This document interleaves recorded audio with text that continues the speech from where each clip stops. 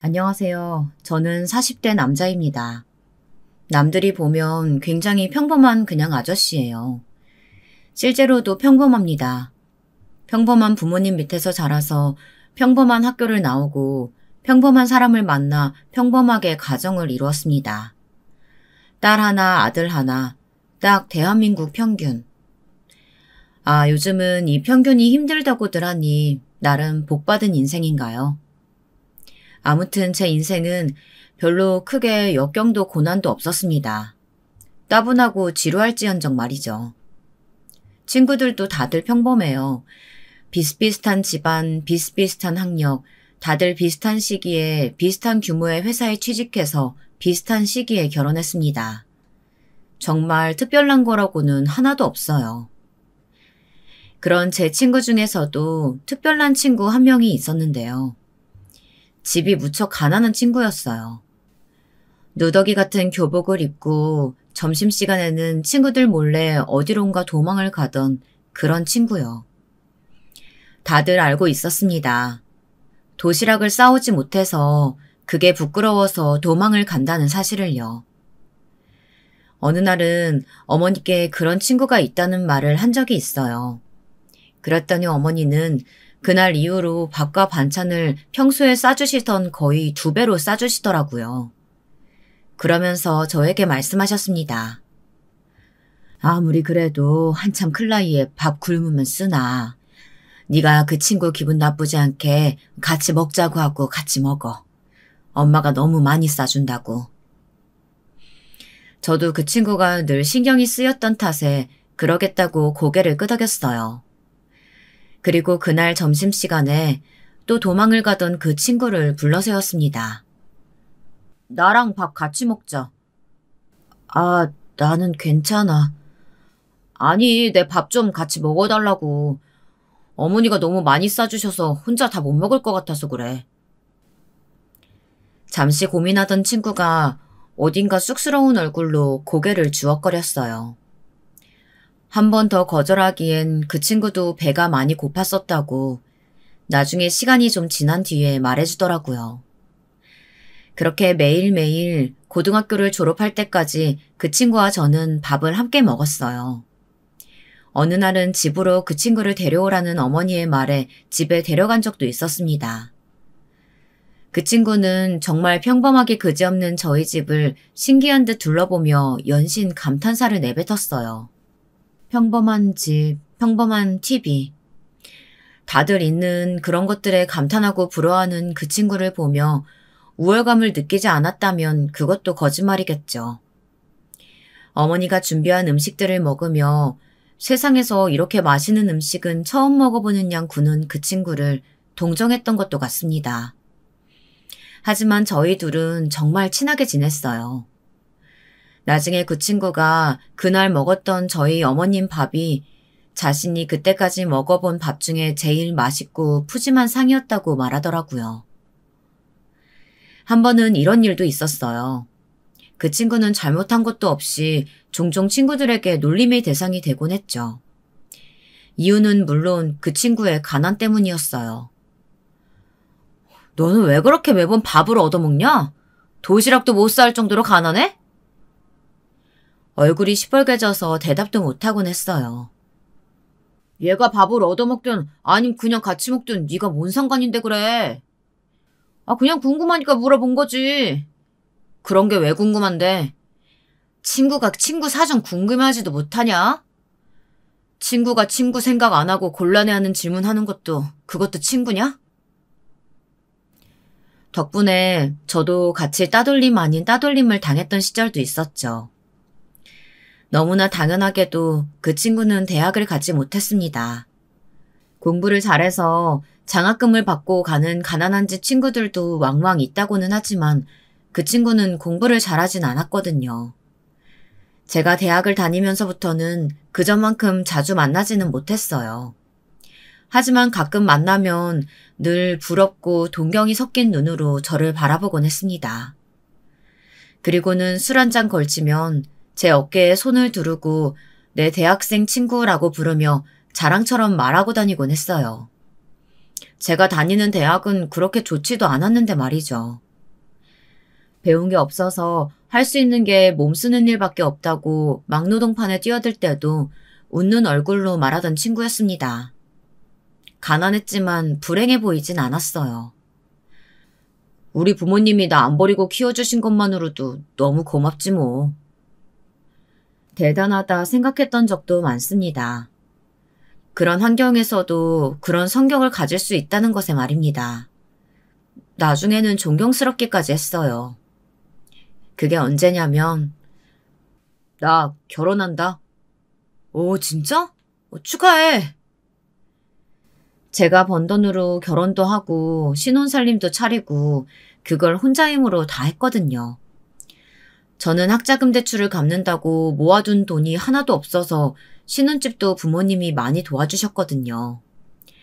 자기 힘으로 그렇게 하나하나 일구어 나가는 그 친구를 정말 진심으로 대단하다 생각했습니다.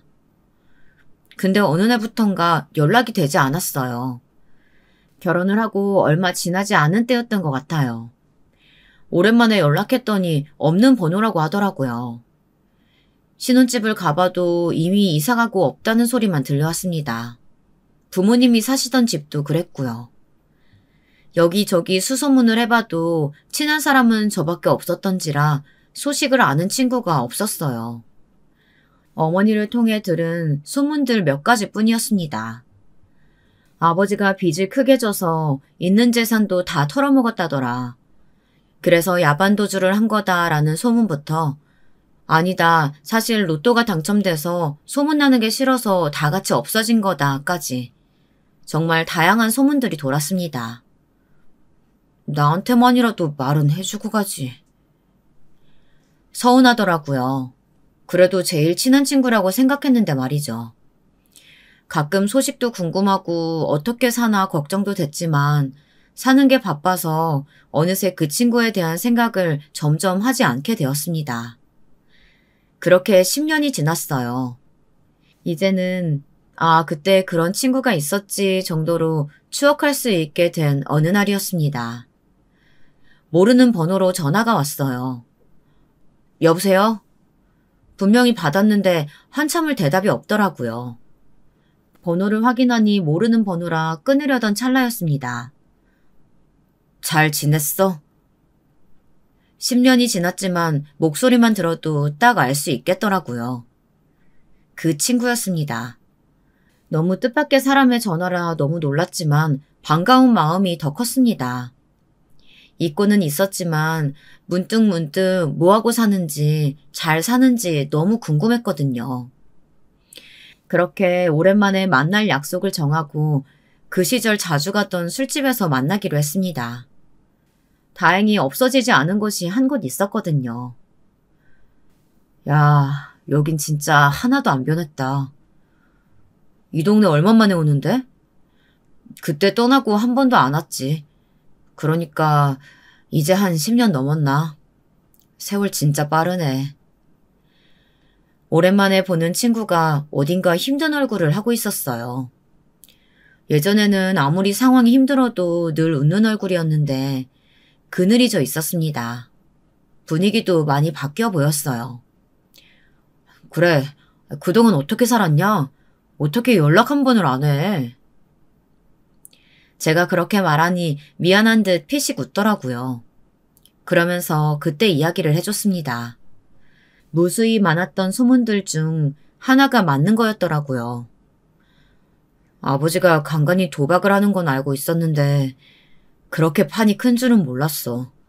그냥 동네 아저씨들끼리 조금 큰 돈 오가는 그런 수준인 줄 알았거든. 아버지가 도박을 하다가 돈을 빌렸는데 그마저도 다 잃어서 빚쟁이들에게 쫓기는 신세가 됐었다더군요. 부모님 집에도 신혼집에도 다 찾아와서 난장판을 치는 바람에 도망가듯 나와야 했다는 말을 하는데 10년간의 고생을 어렴풋이 느낄 수 있었습니다. 9년 동안 도박빚을 갚았다고 말하는 친구가 정말 진심으로 안타까웠습니다. 이제 살만해서 연락하나 보다 싶어서 안심도 됐어요. 넌 정말 대단하다. 예전에도 그렇게 생각했어. 내가 뭐가 대단해. 가진 것도 아무것도 없는데. 너는 모든 걸 다 네 힘으로 하잖아. 혼자서. 그게 얼마나 대단한 건데. 정말 진심으로 그렇게 생각했어요. 모든 부모님 도움 없이는 아무것도 할 수 없는 저와 제 주변 친구들과는 달리 혼자 알아서 척척 해내는 게 늘 대단하다고 생각했거든요. 술잔을 기울이며 한참을 이런저런 이야기를 했습니다. 친구는 고생을 정말 많이 했더라고요. 도망가듯 이사를 가고 그마저도 금방 빚쟁이들에게 들켜 빚을 갚겠다는 각서를 쓰고 아내는 아이를 두고 도망가고 긴 세월 혼자 딸아이를 키워온 것 같았습니다. 그럼 이제 12살쯤 됐나? 한참 말 안 들을 시기네. 사춘기도 오고. 아빠 말은 잘 들어? 저희 집 아이가 생각나 웃으며 그렇게 물었는데 그 순간 친구의 얼굴이 그늘이 지더니 이내 눈물이 뚝뚝 떨어지더군요. 정말 당황했습니다. 제가 놀라서 얼른 휴지를 빼주며 물었어요. 왜 그래? 무슨 일 있어? 제 물음에도 대답도 없이 한참을 고개를 숙이고 울더라고요. 묻지 않고 달래줬습니다. 그리고 조금 뒤 진정이 됐는지 숨을 몰아쉬며 뭔가 생각하는 듯, 아니 고민하는 듯 보였어요. 굉장히 힘든 얼굴로 차마 하지 못한 말을 한다는 듯 친구가 입을 떼었습니다. 너한테는 이 말만은 안 하려고 했는데 우리 애가 많이 아파. 백혈병이라고 하더군요. 계속 입원해서 치료받는 중이라 병원비로만 이미 억 단위가 가까운 돈이 나갔다고. 얼마 전부턴 그마저도 여력이 안 돼서 연체되는 중인데 아이가 위암해져서 이식을 받아야 한다고. 근데 연체된 병원비와 수술비를 지급하지 않으면 병원을 나가야 할 지경이라고. 너한테 돈 이야기만큼은 하고 싶지 않아서 그때도 그렇게 연락 없이 사라졌던 건데 이건 내가 어떻게 할 수가 없다. 빚은 내가 죽어라 이래서 갚으면 그만이지만 아이 수술비는 어떻게 할 수가 없어. 그러면서 다시 눈물을 흘리더라고요. 얼마냐 물었더니 5천만 원 정도 된다고. 평범한 직장에서 평범하게 살아온 40대 남성이 선뜻 빌려주기엔 너무 큰 돈이긴 했습니다. 잠시 고민하긴 했어요. 하지만 답은 정해져 있었습니다. 그래, 빌려줄게. 5천이면 되는 거지? 그래도 제가 선뜻 빌려준다는 말이 놀랐는지 어쩔 줄을 몰라 하더라고요. 그래서 말했습니다. 그동안 네가 나에게 보여준 너라는 인간의 성실함과 그리고 그냥 넘어갈 놈은 아니라는 걸 알아서 빌려주는 거라고. 또 아이가 아프다는데 어떻게 모른 척할 수 있겠냐고요. 친구는 그동안 운 거보다 더 많이, 더 오래 한참을 울었습니다. 그렇게 호기롭게 말하고 돌아서긴 했지만 집사람에게 입을 떼는 것이 힘들긴 했습니다. 물론 많이 혼났어요. 싸우기도 했고요. 어떻게 그렇게 큰 돈을 자기와 상의도 없이 쉽게 빌려줄 수 있는 거냐고요. 제가 정말 믿을 만한 친구라고 했더니 그건 당신 생각이라며 정말 많이 싸웠습니다. 하지만 후회는 없었어요. 다시 돌아간다고 해도 그 친구에게 돈을 빌려줬을 테니까요. 제가 빌려준 돈으로 병원비를 지불하고 수술도 무사히 끝냈다고 연락을 전했습니다. 친구는 상환일을 약속했어요. 돈을 빌린 날부터 딱 5년 뒤에 갚겠다고 말이죠. 솔직히 못 받아도 괜찮다는 생각을 한 적도 있습니다. 하지만 그 친구는 반드시 갚을 친구였어요. 친구 딸 병원을 찾아간 적도 있습니다. 걸음마를 겨우 시작했을 때 봤던 아이가 어느새 많이 컸더라고요. 지 아빠가 뭐라고 했는지 웃으며 감사하다며 고개를 꾸벅이는데 돈을 빌려줘서 정말 다행이라고 생각했습니다. 친구의 딸아이를 보고 나오는 길에 저를 배웅 나온 친구를 향해 말했어요. 치료가 완전히 끝난 것도 아니고 너도 일하랴 간병인 줄이야 여기저기 돈이 한두 푼 나가는 것도 아닐 텐데 너무 무리하게 갚지 않아도 돼. 너 여력 될 때 천천히 줘. 애 수술 잘 마친 거 보니까 내가 안 빌려줬으면 어쩔 뻔했냐? 저렇게 이쁜 애를. 또 울먹이는 친구를 다독였습니다. 울지 말고 네가 힘내야지. 너만 보는 딸내미도 있는데. 친구가 고개를 끄덕이더라고요. 그리고도 꼭 약속한 그날에 다른 건 몰라도 내 돈은 갚겠다고. 저는 다른 건 몰라도 내 돈은 안 갚아도 된다고 생각했는데 말이죠. 그렇게 또 서로 사는 게 바빠 자주 만나지 못하는 날이 많아졌습니다. 친구는 여기저기 일을 열심히 다니는 듯 했어요. 이제 우리 나이도 어디 하나 다치면 뼈가 시릴 나이인데 이런 걱정을 했던 기억이 납니다. 하지만 또 사는 게 바빠서 연락도 자주 못하는 날들이 이어졌어요. 아내한테 말하진 않았지만 친구와는 2년 전부터 다시 연락이 되지 않았어요. 돈을 갚기로 한 상환일이 얼마 남지 않았을 때 아내가 물어왔습니다. 그 친구가 돈 갚기로 한 거 얼마 안 남았지? 말을 왜 이렇게 얼버무려? 그 친구랑 연락되는 거 맞지? 그럼 되지. 거짓말을 했어요. 사실 돈을 갚고 갚지 않고보다 친구와 연락이 끊긴 게 더 섭섭한 마음이 들었습니다.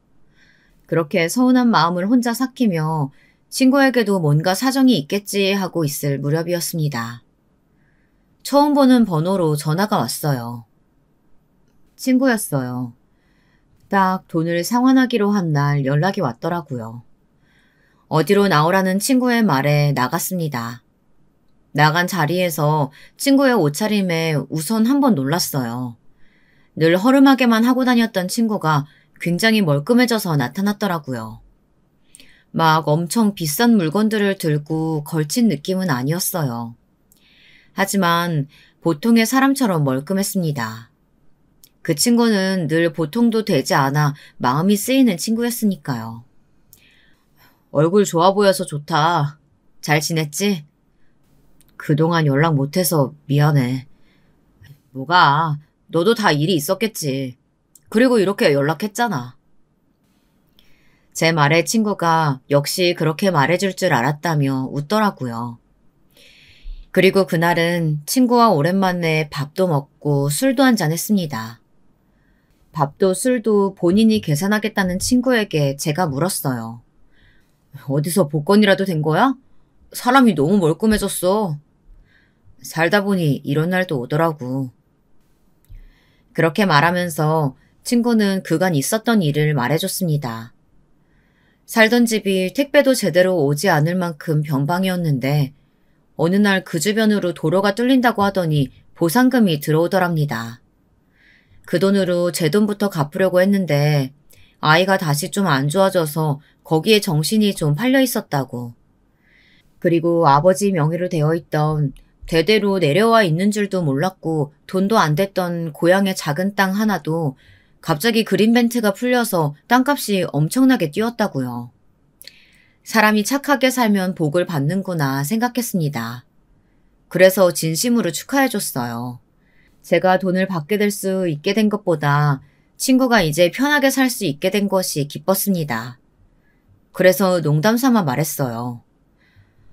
이제 연락 끊고 잠수 타지 말고 앞으로는 자주자주 좀 보자. 친구가 머쓱한지 뒷머리를 긁더라고요. 그렇게 부어라 마셔라를 하고 집으로 돌아왔습니다. 그리고 다음 날 띵동하는 소리와 함께 돈이 입금됐다는 알람이 울렸어요. 금액도 확인하지 않고 아내에게 가서 내 말이 맞았지 하는 얼굴로 기세등등하게 말했습니다. 돈 떼먹을 친구는 절대 아니랬잖아. 하면서 당당하게 아내에게 휴대폰을 건넸어요.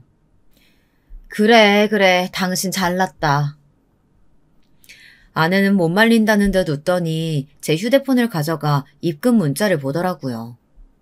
그리고는 한동안 말이 없이 가만히 내려다보고 있었습니다. 아내의 그 반응에 제가 물었어요. 이 금액이 맞아? 당신 5천만 원 빌려줬다고 하지 않았어? 5천만 원. 왜?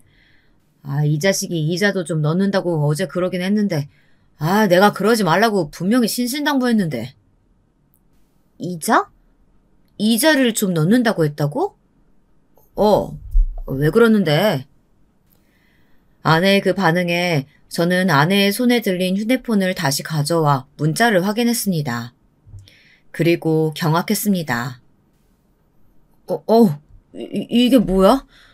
일십, 백천만, 십만, 천만, 억? 2억? 이게 뭐야? 당신 진짜 5천만 원 빌려준 거 맞아? 나 몰래 더 빌려주고 5천만 원만 갚으라고 한 게 아니고? 2억. 무려 2억이었습니다. 친구가 제게 입금한 금액이 말이죠. 문자를 확인하자마자 친구에게 곧장 전화를 했어요. 2억이라니. 너 잘못 입금한 거지? 다시 보내줄게. 다시 보내지 마. 그러면 나 또 연락 없이 잠수 탄다. 이자 좀 보낸다고 했잖아. 이자?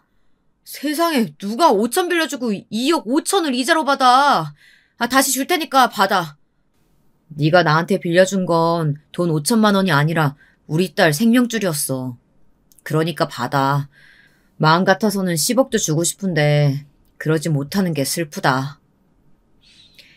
친구는 그렇게 말하고는 웃으며 조만간 또 술 한잔하자고 하고 끊더라고요. 그날 친구와 통화를 끝내고 아내와 의논을 했습니다. 이 큰 돈을 받아도 될지 말이에요. 저는 계속 돌려줘야 한다고 했지만 친구분이 그렇게까지 말하는데 일단 가지고 있자는 아내의 말에 그러기로 했습니다. 무엇보다 내가 빌려준 건 5천만 원이 아니라 자신의 딸의 생명줄이었다는 친구의 말에 졌어요. 친구의 딸은 이제 고등학생이 된다고 하더라고요. 그때 이식수술이 잘 되어서 완치가 됐다고. 지금은 다른 친구들처럼 잘 먹고 잘 자고 학교도 잘 다닌다고요. 사실 그 뒤에 한 번 더 돌려주겠다는 말을 했었습니다. 그거 그냥 5천만 원이 아니라 내 딸 생명줄을 이어준 걸 갚은 거야, 난. 그니까 너는 그거 무조건 받아야 돼. 그거도 적어. 너무 단호하게 거절하더라고요. 받지 않을 거라고 생각하고 빌려준 5천만 원이 2억이 되어 돌아올 줄은 몰랐어요. 물론 친구 말처럼 그 돈은 단순히 5천만 원은 아닐지언정 말입니다. 고등학생이 된 친구의 딸을 만난 적이 있습니다. 술을 정말 많이 마시고 그 친구를 집에 데려다 준 날이었어요. 늦은 시간이라 피곤한 얼굴로 문을 열어준 친구 딸이 저를 가만 보더니 생각났다는 얼굴로 박수를 치더라고요. 그 아저씨. 어릴 때 봤는데 기억하네? 어떻게 기억을 못해요. 아빠가 맨날 너 살려준 은인이라고 절대 잊으면 안 된다고 그런 말을 수도 없이 했는데. 친구를 방에 눕히고 나오니 친구 딸아이가 음료 한 잔을 내오더라고요. 드시고 가세요. 고맙다고 말하고 음료수를 받아 마시는 동안 친구 딸이 친구가 그동안 어떻게 살아왔는지 이야기를 해줬습니다. 친구는 생각보다 더 힘들게 산 모양이었어요. 그렇게 쫓기듯 떠난 뒤 정말 밤낮 없이 일을 했고 뼈가 부서져 깁스를 하고서도 일을 쉬지 않았다고 합니다. 매일매일 돈 달라며 아빠에게 소리치던 엄마가 집을 나가고 나서는 더 악착같이 돈을 벌었다고 해요. 그렇게 어느 정도의 빚을 다 갚고 살만하다 생각이 들었을 때 자기가 아팠다고요. 처음 병원을 갔을 때 어린 자기는 의사가 무슨 소리를 했는지 기억도 나지 않는데 아빠의 표정만큼은 기억이 난다고 했습니다.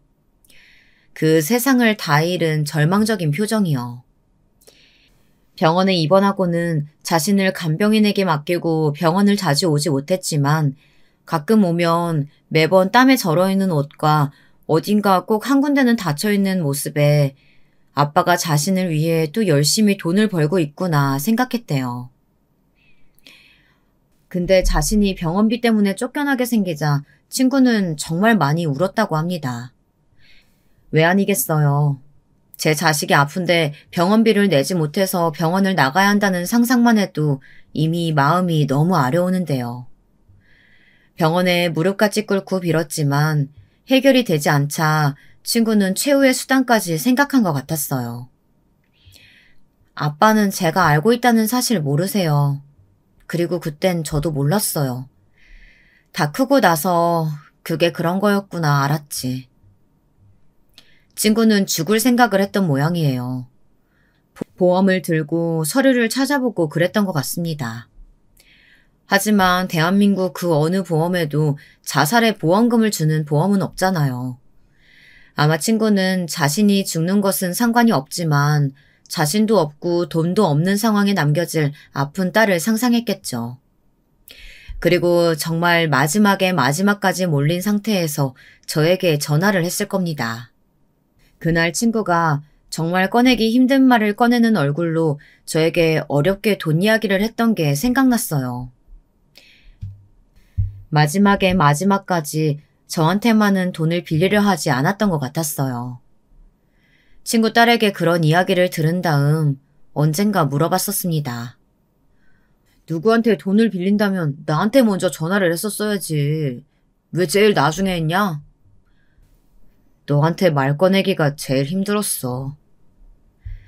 저한테만큼은 그런 부탁을 하고 싶지 않았다고 하더군요.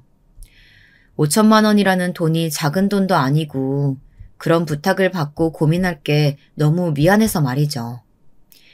혹시나 빌려주지 못하면 제가 미안해할까봐 그것도 염려되었다고 하더라고요. 참 쓸데없이 착해 빠진 친구죠. 그 뒤로 어떻게 지냈냐고요? 아주 친한 절친 사이로 잘 지내고 있어요. 어머니 밥을 추억하길래 어머니 집에 같이 간 적도 있습니다. 어머니가 차려준 밥을 친구는 제대로 먹지 못했습니다. 한 입을 먹고 울고 한 입을 먹고 울었어요. 목이 메어서 밥을 제대로 넘기지도 못하고선 어느 순간은 펑펑 울더라고요. 어머니는 아무 말 없이 친구의 등을 쓰다듬어주며 말했습니다. 내가 차려준 밥 생각나면 언제든 와. 알겠지? 네, 네, 어머님. 한 번은 오랜만에 연락 온 동창 모임에 제가 꼬시고 꼬셔서 같이 나간 적이 있습니다. 친구는 어릴 적 학교에 그리 좋은 기억이 많지 않았기 때문에 나가고 싶어 하지 않았지만 제가 거의 끌고 나가다시피 해서 데리고 갔어요. 친구의 잘 풀린 모습을 동창들도 봤으면 했거든요. 특히 그때 가난하다고 괴롭히던 아이들이요. 아니나 다를까 그 친구들은 동창회에서도 여전히 목소리가 크더군요. 다들 평범하게 회사를 다니는 평범한 직장인들이었어요. 저랑 친구가 나가자 다들 의외라는 듯 보더라고요. 친구를 가난하다고 놀리던 친구들이 반갑다는 듯 그 친구에게 말을 걸더라고요. 사람들은 참 자신이 한 말이나 행동은 빨리 잊는 것 같아요. 특히 자신이 잘못한 건 더더욱 빠르고 말이죠. 멀끔해진 친구의 모습에 다들 잘됐다며 착하게 살아서 복받은 거라는 말을 하는데 제가 다 기분이 나빴습니다. 친구는 아무렇지 않아 하는 것 같았지만요. 이렇게 행복하고 훈훈한 재회 이야기가 됐으면 얼마나 좋았을까요? 어느 날 만난 친구의 얼굴에 너무 심한 황달기가 보여서 말했습니다. 너 요즘 안색이 좀 안 좋아. 병원을 좀 가봐. 무슨, 내 몸은 내가 더 잘 알아. 멀쩡해. 그냥 고생을 많이 해서 빨리 늙은 거야. 그렇게 말하던 친구가 쓰러졌다는 소식을 들었습니다. 새벽에 친구 딸이 울면서 저에게 전화를 했어요. 아저씨, 우리 아빠 좀 살려달라고 말이죠. 그렇게 달려간 병원에서 정말 믿을 수 없는 이야기를 들었습니다. 간암이라고 하더군요. 사기라고. 간암은 원래 말기가 될 때까지 증상이 거의 없어서 침묵의 장기라는 말까지 있다고 말이죠. 친구는 부모님도 다 돌아가신 상태고 하나 있는 딸은 아직 미성년자였던지라 제가 보호자로 그 모든 이야기를 제일 처음 들었습니다. 길면 6개월이라고 하더군요. 그마저도 장담할 수 없다고. 정말이지 하늘이 원망스러웠어요. 이제 겨우 살만해졌는데, 이제 겨우 다리 뻗고 잘 수 있게 됐는데, 하늘이 무심해도 어쩜 이렇게까지 무심할 수 있는 건지 제가 다 한스러웠습니다. 그리고 친구 얼굴을 못 보겠더라고요. 그렇게 한참을 입원실 복도에 앉아서 눈물을 삼키고 있었어요. 친구 딸이 와서 제 옆에 앉더라고요. 제 얼굴을 보고 아이는 한동안 말이 없었습니다. 아마도 불길한 생각이 들었겠죠. 한참을 우는 저를 바라보던 친구 딸아이가 숨을 몰아쉬고는 제게 물어봤어요. 아이 목소리 끝이 떨려왔던 기억이 납니다. 얼마나 많이 아픈데요? 죽거나 그런 건 아니죠? 차마 대답하지 못하고 얼굴을 쓸었어요. 그리고는 눈물을 흘렸습니다. 그런 제 반응에 아이는 직감한 듯 보였지만 확실하게 이야기를 듣고 싶어 하는 것 같았어요. 아빠가 좀 많이 아파. 얼마나요? 얼마나 많이요? 좀 많이. 그러면 안 되는 거잖아요. 우리 아빠한테 이런 일이 생기면 그건 안 되는 거잖아요. 다른 사람도 아니고 우리 아빠한테 어떻게 이래요? 그래. 다른 사람도 아니고 니네 아빠한테 이러면 안 되는 건데. 맞아요. 다른 사람은 몰라도 제 친구에게 그런 일이 있어서는 안 되는 건데요. 일평생을 고생하다가 이제 겨우 살만해진 친구에게 그 잠깐의 행복도 허락하지 않는 하늘이 너무나 원망스러웠습니다. 신이 있나 하는 생각도 들었어요. 그렇게 우는 아이를 달래며 한참을 저도 같이 울었습니다. 둘 다 너무 많이 울어 눈이 퉁퉁 부어서 친구의 병실로 들어갔습니다. 친구도 뭔가 분위기가 심상치 않다는 것은 이미 알고 있었어요. 뭐래? 심각한 병이래? 불안한 기운은 감지했지만 애써 웃으며 묻는 친구에게 차마 어떻게 이 사실을 말해야 할지 감도 잡히지 않았어요. 이렇게 될 때까지 뭐 했냐? 이 자식아. 친구의 얼굴을 보자마자 또다시 눈물이 쏟아져 나왔습니다.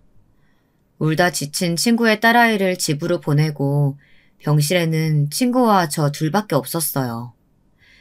친구 앞에서 정말 세상이 무너진 것처럼 오열했어요. 정작 자신의 시한부를 듣는 친구보다 제가 더 많이 울었던 것 같습니다. 제일 먼저 걱정은 아니나 다를까 딸아이 걱정이었습니다. 나을 수 있어. 네가 못하는 게 어딨냐, 어? 의사도 통상적으로는 6개월이라고 보지만 장담할 수 없다고 그랬어. 미리 그렇게 포기하지 마. 그렇게 말하는 저 자신도 이미 알고는 있었던 것 같습니다. 친구의 생이 정말로 얼마 남지 않았다는 사실을 말입니다. 여기저기 알아보니 간은 기증을 해줘도 다시 자라나는 장기이기에 생착률이 높아서 비교적 이식이 쉬운 장기라고 하더라고요. 친구끼리 이식을 하려면 좀 까다롭긴 한 것 같았지만 정말 몇 번이고 해줄 마음이 있었기에 병원에 이식 수술을 하면 안 되냐 물었던 적도 있습니다. 이식 수술도 안 되는 단계라 그러더라고요. 친구는 이겨내려고 정말 많이 노력했습니다. 치료도 열심히 받고 속에서 받지 않은 음식을 억지로 구역질하면서도 밀어 넣으려고 노력했습니다. 옆에서 보는 제가 마음이 아플 정도로요. 친구의 사정을 아는 아내와 엄마가 병원과 친구의 딸아이가 혼자 있는 집에 반찬을 해날랐어요.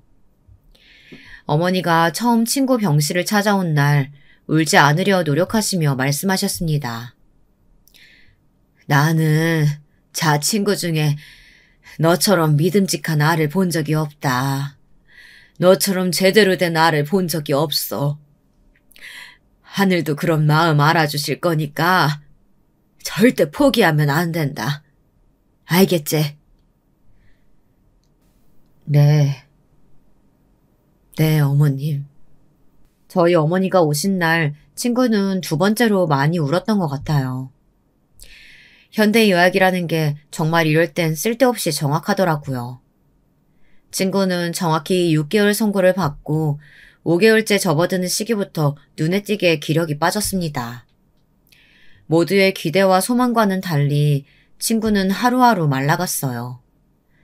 친구의 소식을 듣고 찾아온 몇 안 되는 동창들이나 함께 공사판에서 일했던 동료들이 그를 못 알아볼 정도였으니까 말입니다. 음식을 삼키지도 못했어요. 점점 인간의 의지의 영역으로 되는 부분을 벗어나고 있었습니다. 병원에서는 더 이상 치료가 의미 없다는 이야기를 해왔습니다. 그쯤이었을까요? 통증 때문에 마약성 진통제를 달고 살다시피 해서 정신이 늘 혼미했던 친구가 또렷한 눈을 하고 저를 불렀어요. 뭐 좀 먹을래? 아니면 좀 자. 제 말을 들으면서 힘없이 웃던 친구가 서랍에서 서류 뭉텅이를 하나 꺼내 들었습니다. 그리고 잠시 보더니 그 봉투를 저에게 주더군요. 봉투 속의 내용물을 확인하지 않아도 그 안에 뭐가 있는지 짐작이 갔습니다. 그래서 한동안 꺼내보지 못하고 봉투를 꽉 잡은 채 눈물만 흘렸어요. 그런 제 모습을 가만 보던 친구가 제 어깨를 잡고서는 말하더라고요. 그때 우리 딸 아플 때 너한테 가기 전에 죽을 생각으로 보험을 참 많이 들어놨었거든. 그게 뭐? 그게 왜? 이런 이야기 왜 하는 건데? 참 다행이라는 생각이 든다. 서류 확인해보니까 꽤 크더라, 액수가. 무슨 소용이야, 그게. 보험금이 아무리 많이 나온다고 한들 하나밖에 없는 가족인 자신의 아버지가 없는데 친구 딸아이에게 대체 그게 무슨 의미가 있을까요? 하지만 친구의 마음은 너무 이해가 갔어요. 저라도 그랬을 것 같거든요. 오느라 말을 제대로 하지 못하는 저의 어깨를 힘없는 손으로 잡은 친구가 말을 계속 이어갔습니다. 합치면 한 10억쯤 되는 것 같은데 딸이 아직 미성년자라 수령인으로 지정이 안 된다네. 지정해도 성인 될 때까지는 지 엄마가 대리인으로 관리를 한대. 아픈 몸으로 여기저기 전화해가며 알아본 것 같더라고요. 알아볼 거면 나한테 부탁하지 그랬냐는 말에 너도 바쁘지 않냐 말하며 희미하게 웃던 모습이 아직도 가끔 떠오릅니다. 눈물이 나서 더 이상 듣고 있을 수 없을 것 같았지만 고개를 숙이고 자리에 앉아 있었어요. 친구가 힘들게 말을 이어갔습니다. 눈물을 참느라 제 어깨가 들썩였어요. 친구가 다시 힘이 제대로 들어가지 않는 자기 손을 들어 제 어깨를 토닥였습니다. 정말 힘이라곤 하나도 느껴지지 않는 그 손길에 더 눈물이 났던 것 같아요. 그래서 수령인 너로 다 바꿨어. 뭐? 순간 너무 놀라서 고개를 번쩍하고 들었습니다. 그리고는 그게 무슨 말도 안 되는 소리냐는 얼굴로 친구를 바라봤어요. 친구는 뭘 그렇게 놀라냐는 듯 피식 웃더라고요. 네가 잘 가지고 있다가 우리 딸 성인 되면 줘. 네가 그때까지 살아, 이 자식아. 돈 앞에 믿을 사람은 어딨다고 나를 믿고 그 콘돈을 맡겨. 네가 네 딸 성인 될 때까지 살아. 네가 그럴 인간 아니라는 건 내가 제일 잘 알고, 그리고 그렇다 해도 뭐 너한테 뜯기면 그렇게까지 억울하진 않을 것 같아서 뜯어먹더라도 우리 딸내미 모른 척만 하지 말아주라. 친구가 힘없이 픽 웃으며 그 와중에도 저를 생각해서 농담까지 하더라고요. 그 모습이 더더욱 마음이 아팠습니다. 친구는 이미 자신의 집 명의도 제 앞으로 해둔 상황이었습니다. 그 집도 자신이 죽으면 딸이 성인이 되기 전엔 생물학적으로 엄마인 아내가 관리를 한다며 그렇게 둘 수는 없다고 말이죠. 자신의 신변을 하나하나 정리하면서 그리고 믿을 만한 사람이 없어 아무리 친한 친구라지만 저에게 그 많은 재산을 맡길 생각을 하면서 친구는 무슨 생각을 했을까요? 그 생각을 하면 아직도 가슴이 저려옵니다. 그렇게 재산을 다 정리하고 친구는 마치 기다렸다는 듯 상태가 악화됐어요. 그래서 그땐 그 이야기를 내가 들어주지 않았어야 했던 건데 하는 생각을 하기도 했습니다. 마치 다 해결했다고 생각하고 더 일찍 가버리는 건 아닌가 하는 생각이 들었거든요. 일하는 와중에 아내에게 전화가 왔어요. 병원에서 친구의 딸아이에게 연락이 왔는데 병원에 빨리 오라고 했다고. 아이가 겁이 나서 손만 덜덜 떨고 있다는 말에 회사를 뛰쳐나와 아내와 친구의 딸을 데리고 병원으로 향했습니다. 저도 손발이 덜덜 떨려왔지만 친구의 딸아이 앞에서 내색하지 않으려고 무던히도 노력했던 기억이 나네요. 우리 세 사람이 도착해 저와 친구의 딸아이가 양쪽에서 친구의 손을 잡았어요. 간성 혼수라고 사람을 못 알아보고 지금 환각이나 환청을 듣는 상태일 거라고 하더라고요. 사망 직전에 겪는. 아버지 오셨어요? 저를 보고 이미 오래전에 돌아가신 아버지인 줄 알더라고요. 그 모습에 또 눈물이 흘렀습니다. 눈물을 흘리며 친구의 손을 꽉 잡았어요. 희준이냐? 제 이름을 불렀습니다. 그리고는 말을 이어갔어요. 인생을 통틀어서 대신 죽어줄 수 있을 만큼 소중한 친구가 한 명이라도 있으면 그건 엄청나게 성공한 인생이라던데. 나한테는 희준이 네가 그래. 고등학교 때 나 밥 먹이려고 그 말 같지도 않을 아무도 안 믿을 거짓말하던 그때부터 너는 나한테 유일하고 제일 소중한 친구였어. 네 덕에 내가 성공한 인생이 됐네. 나도 마찬가지야, 이 자식아. 친구 딸이 친구 팔에 고개를 묻고 오열했습니다. 그 모습을 보던 저도 제 아내도 병실 안의 의료진도 정말 다 같이 울었어요. 아저씨 말 잘 들어야 한다. 알겠지? 응, 알았어. 친구는 딸아이의 대답을 듣고서는 씩 하고 웃었습니다. 그러고는 평화로운 얼굴로 눈을 감았어요. 남겨진 저희는 슬픔으로 가득 찼는데 말이죠. 참 모진 놈이죠. 결국 그렇게 떠났습니다. 친구의 장례를 어떻게 치렀는지 기억도 잘 나지 않아요. 친구의 딸아이는 멍하게 앉아있다가 울다가를 반복해서 아내가 억지로 음식을 먹였던 것 같고 저는 하루 종일 친구의 영정사진 앞에 앉아 있었습니다. 언제 찍었는지 미리 준비해둔 환하게 웃고 있는 영정사진 앞에 말이죠. 장례식은 조용하게 끝났어요. 워낙 좁은 인간관계여서 그랬는지 정말 같이 일하던 분 몇 분, 동창 몇 명이 전부였습니다. 그래도 아이의 엄마는 올 줄 알았는데 연락이 갔을 텐데도 얼굴을 비추지 않더군요. 아내가 참 많이 분노했던 기억이 납니다. 애 엄마라는 사람이 남편이 미워도 애는 보러 와야 할 거 아니야.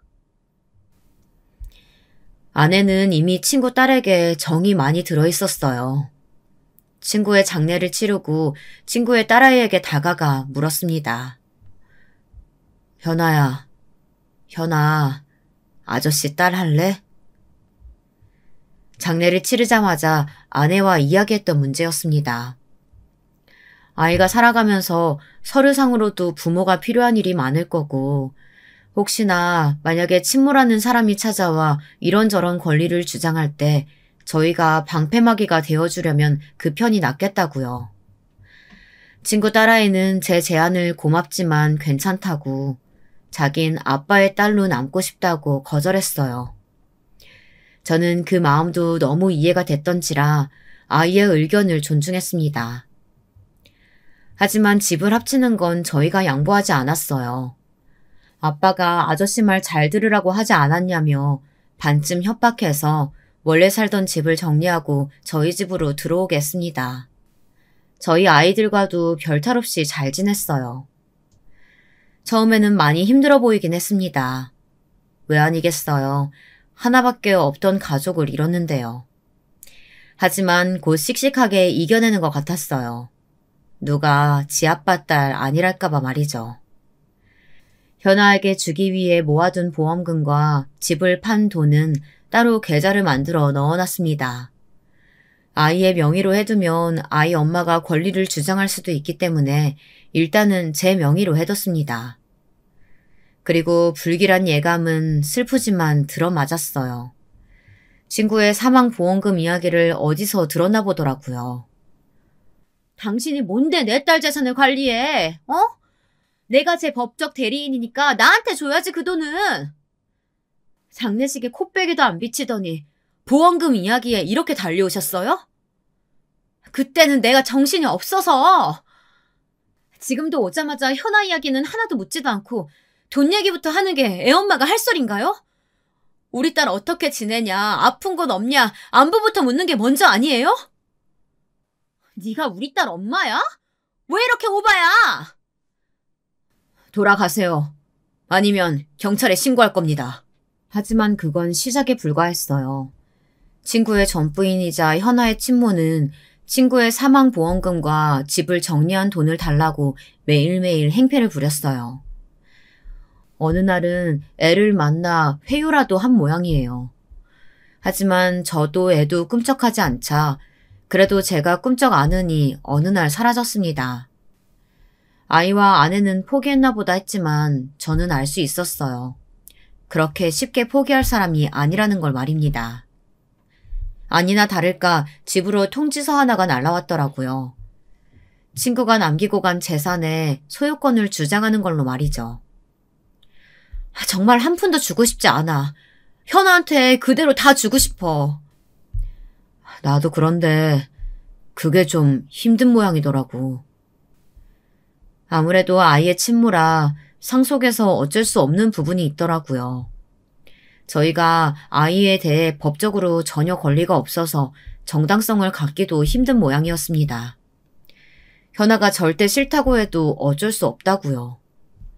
친구와의 약속을 온전히 지키지 못하게 될 상황이 오니까 너무 속상해서 어느 날은 술을 한잔하고 집에 늦게 들어갔습니다. 현아가 자지 않고 거실 소파에 앉아서 저를 기다리고 있었더라고요. 저를 보자마자 인사를 하더니 할 말이 있다더군요. 그때 아저씨가 하셨던 말 아직도 유효해요? 무슨 말? 제 물음에 현아는 잠시 뭔가 생각하는 듯 하더니 결심한 듯 말을 이어갔습니다. 아저씨 딸 하겠냐던 말이요. 현아가 서류상으로 제 딸이 되면 친모에게 더 불리해진다는 이야기를 어디서 들었는지 들은 것 같더라고요. 물론 그 사이에 쌓은 유대감이 없었다면 저에게 그런 이야기를 하지 않았겠지만 말이에요. 어쨌든 현아의 그 말이 저는 너무 반가웠습니다. 정말 진심으로요. 현아만 괜찮다면 아저씨는 너무 좋지. 그렇게 현아는 제 딸이 됐어요. 18의 아이를 입양하는 과정은 꽤나 그 절차가 복잡했지만 현아와 저의 적극적인 의사표현 덕에 비교적 빨리 쉽게 해결이 됐습니다. 그럼에도 현아의 친모에게는 수천만 원이 돌아가긴 했어요. 물론 그마저도 주지 않았다면 더 좋았겠지만 어쩔 수 없었습니다. 그 금액이 본인의 성에 차지 않았는지 몇 번을 더 진상짓을 하다가 저에게 고소를 당하고 합의금을 물러줘야 될 상황이 오자 그만뒀어요. 다시는 저희 앞에 나타나지 않겠다는 각서를 쓰게 만들고 합의를 해줬습니다. 아이의 친모는 그 이후로 나타나지 않았어요. 들려오는 소식조차 없었습니다. 현아도 궁금해하지 않는 것 같았고요. 저희 5 식구는 사이가 꽤 좋게 지냈습니다. 때가 되면 같이 여행도 가고 주기적으로 외식도 해가면서요. 친구가 이자를 쳐서 준 돈을 현아 밑에 쓰기로 아내와 이야기를 마쳤거든요. 저희 큰딸도 다행히 성격이 잘 맞아서 친구처럼 잘 지내요. 그 둘을 보고 있으면 과거의 친구와 제가 생각나서 울컥할 때가 많았습니다. 어느 날은 친구가 꿈에 나온 적이 있어요. 가만히 저를 보고 있다가 제가 잘하고 있다는 듯 고개를 끄덕여주고 돌아갔어요. 그 이야기를 들은 현아가 제 꿈에는 한 번도 제대로 나오지 않는다며 속상해했지만 말이에요. 세월이 많이 흘렀습니다. 현아는 성인이 됐고 대학을 갔고 취직을 했어요. 돈이 있었다면 부유했다면 친구도 다 겪을 일들을 현아가 자신의 아빠 대신 열심히 이뤄내고 있는 중입니다. 성인이 되자마자 제가 받았던 모든 돈을 현아에게 준다고 했지만 현아는 받지 않았어요. 부모와 자식 간에 이런 계산이 어딨어요. 그냥 저 학교 보내주시고 나중에 시집도 보내주세요. 저희는 어느덧 진짜 가족이 되었습니다. 지 아빠 닮아서 입맛도 아주 똑같구먼. 어머님은 주기적으로 반찬을 해오십니다. 현아 유학 가겠대요. 당신이 좀 말려봐요. 가고 싶으면 보내면 되지. 그걸 왜 말려. 여자애를 혼자 멀리 타국 땅에 어떻게 보내요. 아 참. 아내는 저보다 현아를 더 챙기고요. 아내는 결국 현아에게 졌어요. 그래서 아이는 유학을 갔습니다. 하고 싶은 공부 원 없이 하고 보고 싶은 세상 원 없이 보고 오라고 그러라고 해줬어요. 그리고 현아가 떠난 날 친구가 있는 납골당을 찾았습니다. 잘 지내냐? 이 나쁜 자식아. 친구는 언제나 그곳에서 환하게 웃고 있었어요. 언제 찍었는지도 모를 저 영상사진을 보고 또 마음 한구석이 아려왔습니다. 혼자 자신의 죽음을 준비했을 친구가 아직도 생각만 하면 가슴이 아려요. 세월이 참 많이 흘렀는데도 말이죠. 현아 유학 갔어.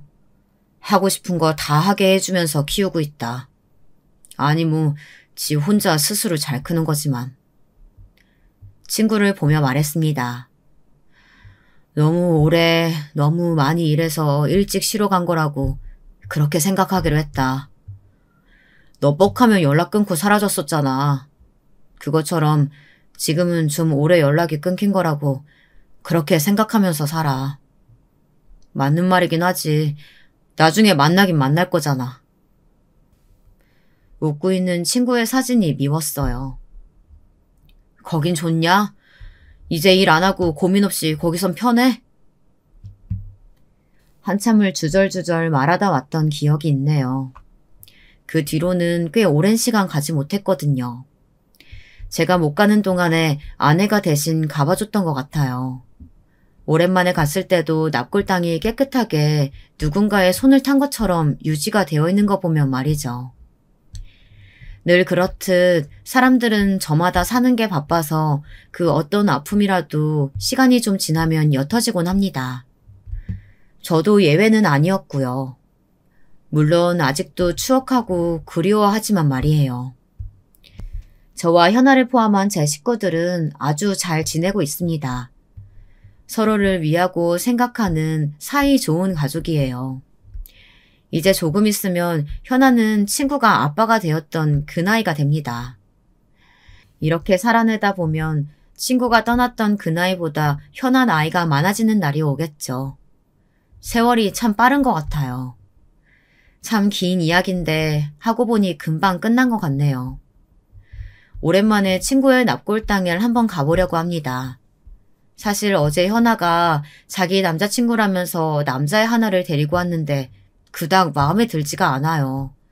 얼굴깝하게 생겼더라고요. 그래서 친구의 의견을 좀 구해야 할 것 같아요. 아내가 저를 보면서 혀를 찼습니다. 당신 민식 씨한테 가서 일부러 나쁘게 말하고 집에 와서 민식 씨가 안 된다고 했다고 그러려고 그러지? 내가 모를 줄 알아? 아니야. 애가 좋다는데 그리고 당신만 별로라고 하지 다 마음에 들어해. 하여간 여자들이란 잘생기면 그저 다지. 아무래도 친구에게 하소연을 좀 해야 할 것 같아요. 그쵸?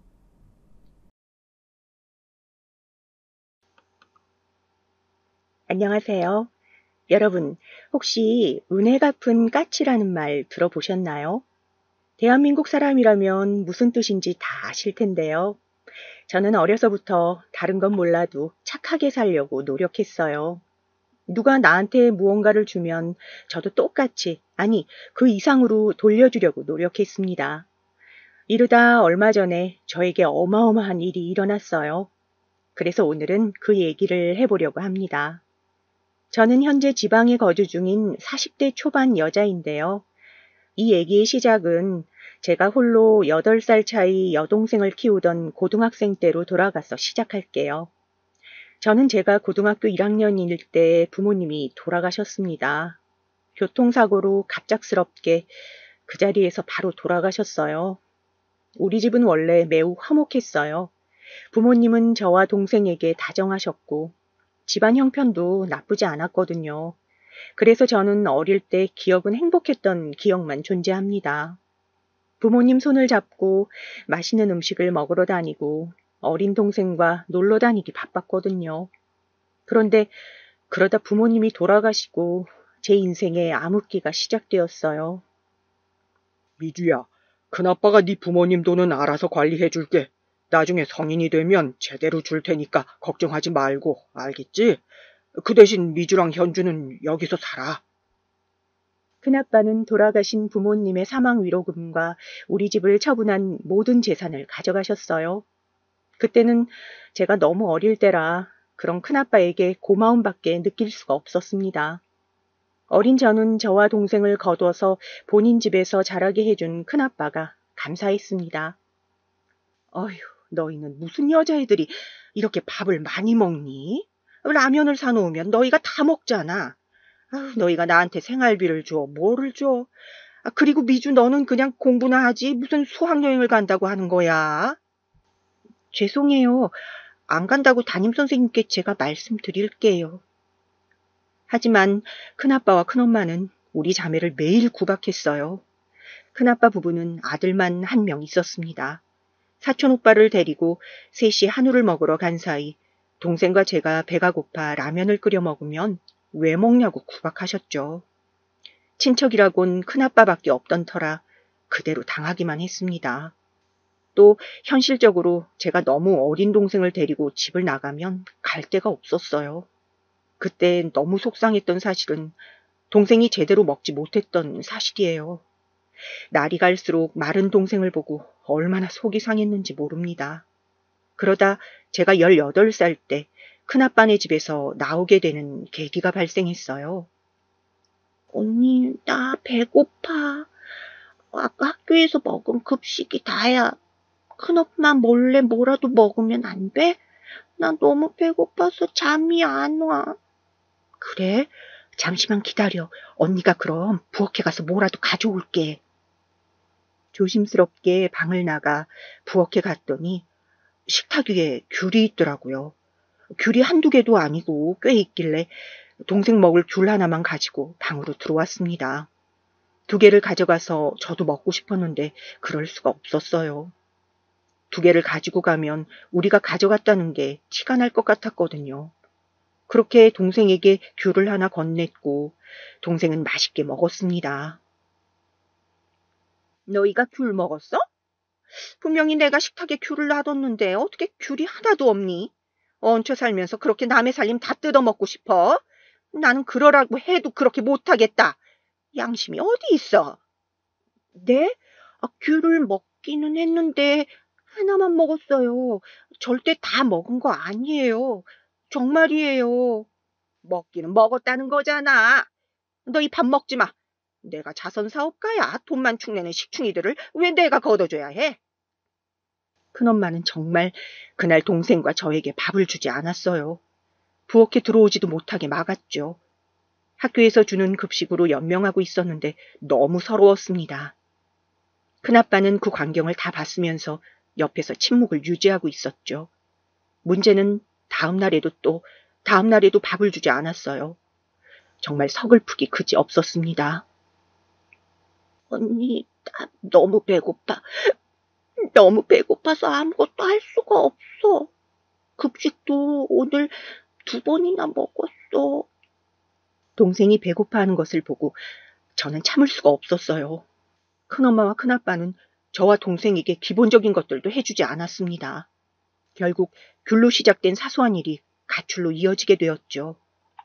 큰엄마가 몰래 비상금을 텔레비전 장식장 밑에 놓는다는 것을 이미 알고 있었거든요. 그래서 저는 동생을 몰래 깨워서 새벽에 돈을 챙겨서 집을 나왔습니다. 무작정 나와서 동네에 있던 허름한 여관에 들어갔어요. 돈을 내고 현실적으로 생각을 했습니다. 비상금이라 많은 돈은 아니었고 일주일 정도 있을 수 있는 돈이었어요. 동네가 같아 이대로 있다간 큰아빠 부부에게 들킬 것 같아 동생을 데리고 근처에 있는 광역시로 가게 되었습니다. 여기가 이제 현주가 다닐 학교야. 학교 끝나면 바로 앞에 있는 저 큰 고깃집으로 와. 언니가 거기서 일하고 있으니까. 알겠지? 저는 학교에 다닐 생각이 없었어요. 그래서 동생만 학교에 보내고 저는 동생 학교 바로 앞에 있는 식당에서 일하기 시작했습니다. 고깃집뿐만이 아니라 저는 빵집, 패스트푸드점, 영화관 등 안 해본 아르바이트가 없어요. 지금 생각하면 어린 나이에 도대체 어떻게 동생을 데리고 일했는지 모르겠어요. 일하던 곳에서 미리 돈을 받아 겨우 단칸방 하나를 구했습니다. 어린 동생을 혼자 키우는 것은 저에게 상당히 힘든 일이었어요. 공과금을 내는 방법도 몰라서 겨우 집주인 아주머니에게 배우기도 했습니다. 그렇게 힘들게 몸을 갈아 일하기 시작했어요. 사실 저는 최저시급도 제대로 받지 못하고 일했어요. 주로 제일 많은 시간을 보냈던 곳은 저 고깃집인데요. 저기서는 심지어 사모님의 심부름까지 하기도 했습니다. 가게에서 일하는 직원이 아니라 아예 개인 비서가 된 느낌이었어요. 예, 나 약국 가서 소화제 좀 사다 줄래? 어휴, 소화가 안 돼. 갱년기라 그런가? 네, 잠시만요. 금방 다녀올게요. 또 가게에는 사장님 부부의 따님도 같이 일했거든요. 저보다 5살이 많은 언니였는데 그 언니도 저를 그렇게 개인 심부름을 하게 했습니다. 예, 미주야. 나 이따 화장품 좀 사다 주라. 립스틱이 떨어졌어. 내가 쓰는 거 알지? 그거 시장 가면 떡집 옆에 있는 거 있잖아. 거기서 사오면 돼. 네, 언니. 제가 이따 사모님 심부름 다녀오면서 갔다 올게요. 그래도 저는 알겠다고 수긍하고 일할 수밖에 없었어요. 왜냐하면 그렇게 하지 않으면 제가 당장 동생을 키울 수가 없었거든요. 미성년자인 저를 받아주는 곳은 많지 않았습니다. 그래도 버틸 수 있었던 것은 고깃집 사장님 덕분이었어요. 사장님은 동생이 가게에 오면 그렇게 잘해주셨어요. 동생에게 용돈도 자주 주시고 밥도 공짜로 주시곤 하셨죠. 그런 사장님에게 감사한 마음이 들어 저도 열심히 일했습니다. 그렇게 일하던 어느 날 가게에 못 보던 사람이 왔어요. 그 남자는 바로 사장님 부부의 막내 아들이었어요. 그리고 여러분은 혹시 첫눈에 반한다는 말을 믿으세요? 저는 그 남자를 보자마자 첫눈에 반하게 되었습니다. 다행인지 아닌지 그 사람도 저를 보고 첫눈에 반했어요. 하지만 보는 눈이 워낙 많아서 몰래 연애를 시작하게 되었죠. 저는 차근차근 일하면서 돈을 많이 저축했어요. 그래서 동생과 함께 가게 주변에 방을 조금 더 큰 곳으로 구했습니다. 막내 아들은 그런 우리를 많이 도와주었어요. 막내 아들과 저는 자연스럽게 연인 관계로 발전하게 되었어요. 그리고 그렇게 2년 동안 비밀로 만나게 되었습니다. 저는 성인이 되었고 동생은 여전히 학교에 다니고 있었어요. 그러던 어느 날이었습니다. 제 인생을 바꾸게 되는 사건이 발생했어요. 몸이 이상하게 자주 졸리고 피곤하더라고요. 그리고 결정적으로 생리가 미뤄졌습니다. 혹시나 하는 마음에 병원에 갔더니 글쎄 제가 임신이라는 소식을 듣게 되었습니다. 충격적인 소식에 엉엉 울며 남자친구에게 연락했더니 한 걸음에 달려왔어요. 오빠, 난 못 나. 나 지금 동생도 키워야 하고. 안 돼. 나을 수가 없어. 그리고 우리 비밀로 만나고 있는데 이거 사장님하고 사모님이 알게 되면 안 돼. 나 일도 못 하잖아. 무슨 소리야. 내가 책임질게. 진짜, 미주야. 나는 처음 만났을 때부터 너와 결혼하려고 했어. 내가 평생 잘할게. 현주도 같이 살면 되잖아. 부모님한테는 내가 말씀 잘 드릴게. 난 너무 무서워. 내 배에 아기가 있는 것도 무섭고 사장님하고 사모님이 알면 나 일 그만두라고 하실 것 같아. 그러면 우리 현주는 어떡해. 나 동생 책임져야 해. 오빠는 저를 계속 달랬어요. 그리고 매도 먼저 맞는 게 낫다고 하죠. 그날 저녁에 바로 우리는 사실을 알렸습니다. 매장 문을 닫고 조용하게 앉아 임신 사실을 고백했어요. 그런데 말하는 바로 그 순간이었어요. 사모님, 사모님, 이건 놔주세요. 아파요. 네가 순진한 내 아들 꼬셔서 앞길을 망쳐? 어리고 갈 곳 없는 애 받아줬더니 이렇게 뒤통수를 쳐? 미쳤어? 너? 당장 나가! 나가! 내 아들 귀한 자식이야. 너 같은 애가 감히 앞길 막을 사람이 아니라고. 진짜 미친 거 아니야? 너 주제를 알아야지. 내 동생을 어떻게 꼬실 생각을 해? 진짜 이래서 여자 조심해야 돼. 나도 같은 여자지만 이런 애들이 제일 위험해. 순진하게 생겨서 꼬리치는 것 봐. 일단 머리 놓고 말해요. 미주야, 괜찮아? 지금 미주 배 안에 우리 아이도 있단 말이에요. 당연히 환영할 거라고는 상상하지 않았어요. 하지만 이렇게 대놓고 면전에서 욕먹고 머리채를 잡힐 거라고도 상상하지 않았습니다.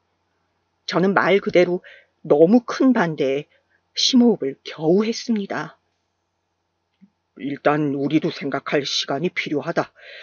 미주, 너는 몸 잘 챙기고 가게는 당분간 나오지 않아도 돼. 사장님, 저 일할 수 있어요. 임신도 이제 4개월 차라 괜찮아요. 완전 초기는 아니라 병원에서도 일해도 된다고 했어요. 정말이에요. 제발요. 저 여기서 일 못하면 동생 못 키워요. 제발요. 네가 그렇게 간절하면 내 아들을 꼬셨으면 안 되는 거야. 알겠어? 그렇게 우리 가게 일자리가 소중했으면 이러면 안 되는 거지. 그동안 우리가 너한테 얼마나 잘해줬는데. 원래 얌전한 고양이가 부뚜막에 더 먼저 올라간다고 하잖아. 아유, 진짜 어이가 없어. 우리가 다치한테 속은 거야. 반반한 얼굴에 넘어간 거라고. 그렇게 집에 와서 얼마나 울었는지 모릅니다. 동생이 저를 걱정하는 모습을 보고 마음이 더 아팠어요. 심지어 마음을 추스르고 가게에 다시 나갔더니 시어머니는 저를 향해 소금까지 뿌리셨습니다. 당장 내 눈앞에서 사라져. 너 같은 애 다시는 보기도 싫어. 사라져! 여기가 어디라고 와? 올 거면 그 배 안에 있는 애나 없애고 와. 손님들까지 웅성거리며 쳐다보고 지나가는 사람들도 저를 향해 손가락질을 하기 시작했습니다. 워낙 좁은 동네라 슈퍼에 두부를 사러 가도 저를 알아봤어요. 저는 마트에서 급기야 울기까지 했어요. 지금 생각하면 그때라도 다른 지역으로 도망갈 걸 그랬나 봐요. 아무튼 이런 불안한 저를 남편은 계속 옆에서 달래주었습니다. 그렇게 출산하는 막달이 다가오기 시작했어요. 그때까지도 시부모님은 제 얼굴도 보지 않으려고 했어요. 시어머니는 제 그림자만 봐도 소리 지르기 바쁘셨죠. 이런 제가 어떻게 결혼했는지 아세요? 사실 나는 우리 가게 물려받을 생각이 전혀 없었거든. 그런데 내가 그냥 아버지한테 무릎 꿇고 말했어. 내가 가게 물려받을 테니 후임자 이제 더 찾아다니지 않아도 된다고 했어. 우리 누나는 힘든 일이 싫다고 이미 딱 잘라서 말한 상태였거든. 내가 가게를 물려받는 조건으로 미주 너와 결혼할 수 있게 됐어. 남편의 말을 들어봤더니 자식이라고 2명 있는 집안에서 둘 다 그 큰 고깃집을 물려받지 않길 원했대요. 이렇게 말하면 가끔 의아하다고 하는 분들이 계시던데 아마 자영업을 하던 분들이라면 무슨 뜻인지 알 거라고 저는 생각해요. 식당이 돈은 많이 벌어도 정말 힘들거든요. 또 고깃집이라 몸을 쓰는 일도 많았고 손님들 상대하는 것도 힘들었어요. 그걸 신우이와 남편은 바로 옆에서 봤으니 물려받기 싫었겠죠. 남편은 그래서 일부러 대학도 다른 지역으로 갔거든요. 아무튼 그런 남편이 가게를 이어서 하겠다고 하니 철옹성 같은 시아버지가 드디어 우리 결혼을 허락하셨습니다. 가게를 물려받기로 했으니 미주 너도 더 열심히 일해야 해. 이제는 예전처럼 그냥 직원이 아니야. 이제 네 가게야. 알겠니? 네, 저도 남편 따라서 열심히 주인의식을 가지고 일하도록 하겠습니다. 감사해요. 그렇게 저는 결혼식도 올리지 않고 결혼을 하게 되었어요. 제 인생에 과연 결혼이라는 일이 일어날까 싶었는데 결실을 맺게 되었죠. 다른 것은 전혀 문제가 되지 않았는데 동생이 마음에 걸렸어요. 시어머니의 확고한 조건이 있었거든요. 결혼하면 우리 집 가풍을 배워야 하니까 무조건 네가 들어와서 살아. 제 동생은요, 얼마든지 들어가서 살 수는 있는데 동생을 제가 키워야 해요. 그렇게 소중하면 왜 우리 동생을 꼬셔서 임신한 거야? 동생도 같이 살게 해주세요. 제가 최대한 거슬리지 않게 할게요. 동생 워낙 조용하고 밥도 많이 안 먹어요. 제발요. 저는 거의 빌고 빌어서 동생까지 같이 시댁에서 살 수 있었어요. 방이 남지 않아 동생은 우리 방에서 같이 살았죠. 그리고 어느 정도 예상하고 들어갔지만 시집살이는 매우 심했습니다. 출산해서 몸도 약한 저를 시어머니는 매일같이 새벽부터 깨우셨어요. 예, 지금 뭐하니? 얼른 일어나서 밥해라. 시아버지랑 시어머니에게 아침상을 차릴 생각을 해야지. 너는 지금 애가 무슨 기본도 안 되어 있니? 시아버지 드시고 출근하면 그때 네가 밥을 먹는 거야. 알겠어? 그리고 빨리 저기 가서 걸레로 바닥 좀 닦아. 네 눈에는 먼지가 안 보여? 지금 그걸 먹을 시간이 있니? 빨리 화장실 가서 청소해. 아까 보니까 물때가 잔뜩이더라. 너는 그걸 보면서도 청소할 생각이 안 들어? 시어머니는 아침부터 밤에 잠이 들 때까지 계속해서 잔소리하기 바빴어요. 그리고 제가 힘들었던 것은 마치 저와 아기를 이간질하는 듯한 모습이었습니다. 아유, 생긴 건 우리 아들하고 똑같이 생겼네. 너무 예쁘다. 역시 우리 아들의 유전자가 큰일을 했네. 어쩜 이렇게 닮았지? 이목구비부터 발가락까지 닮았어. 엄마, 뭔가 귀는 나랑 똑같지 않아? 완전히 그냥 우리 집안 유전자만 있어. 시어머니와 시누이는 저보고 들으라는 듯이 행동했어요. 그러면서 제 아들을 마치 자기 자식인 것처럼 대했습니다. 아이가 커가면서 그 행동은 더 심해졌어요. 왜 우니? 네 엄마가 잘 안 돌봐줘서 그래? 너희 엄마는 너가 안 예쁜가 봐. 맨날 밖으로 돌아다니고, 그치? 이리 할머니한테 와. 옳지, 그렇지. 이래서 먹여 살리려면 어쩔 수 없죠. 그리고 아이들은 원래 울면서 크잖아요. 엄마가 집에 없으면 아이가 불안해하더라. 집에 있는 엄마들이 괜히 그러는 게 아니야. 저도 뭐 일하고 싶어서 그런 건 아니잖아요. 상황이 이런 거죠. 아이 제가 돌볼 테니까 어머니 들어가서 쉬세요. 제가 출산하고 조리도 제대로 못하고 바로 일했거든요. 고깃집에 가서 설거지부터 무거운 숯도 나르고 또 각종 밑반찬도 다 제가 만들었습니다. 제 손길이 하나라도 미치지 않는 곳이 없었죠. 몸이 2개여도 모자란 양에 항상 지쳐있는 상태였습니다. 24시간이 모자라서 힘들었어요. 미주야, 고생했다. 나는 네가 없었다면 가게를 운영할 수 없었을 거야. 부모님도 나이가 들면서 많이 체력이 부족하시니 힘들어하시고 언제나 고마워. 그래도 남편이 제 옆에서 편을 들어주니 든든했어요. 그리고 아무리 힘들어도 버텨야 하는 이유는 바로 동생이었습니다. 언니, 나 수학여행 간다고 하던데 혹시 부담되면 말해. 나 진짜 안 가도 괜찮아. 선생님이 그냥 물어보래서 물어보는 거야. 현주야, 당연히 수학여행은 가야지. 무슨 소리를 하는 거야. 언니는 네가 이렇게 물어보는 거 속상해. 걱정하지 말고 다녀와. 실제로 동생은 제가 결혼하며 시댁살이를 시작하자 눈치를 많이 보기 시작했어요. 밥도 눈치 보며 먹고 집에 늦게 들어오고는 했습니다. 그런 동생이 성인이 되어 대학에 입학할 때까지는 저는 시어머니의 시집살이를 알면서도 당할 수밖에 없었어요. 제가 특히 힘들었던 것은 바로 명절이었습니다. 시댁이 큰 집이라 명절 때는 온갖 친척들이 다 시댁으로 모였어요. 예, 빨리 이 음식들 가져다 드려. 그리고 잡채는 어딨니? 저는 어디다 놨어? 왜 이렇게 행동이 느려? 아이고. 잠시만요. 현주야, 언니 좀 도와주라. 아까 분명 여기다 놨는데. 어디 갔지? 언니, 잡채 여기 있어. 내가 가서 놓고 올게. 동생과 저를 마치 그 집 하인처럼 부리는 시어머니는 당연하게 시키셨어요.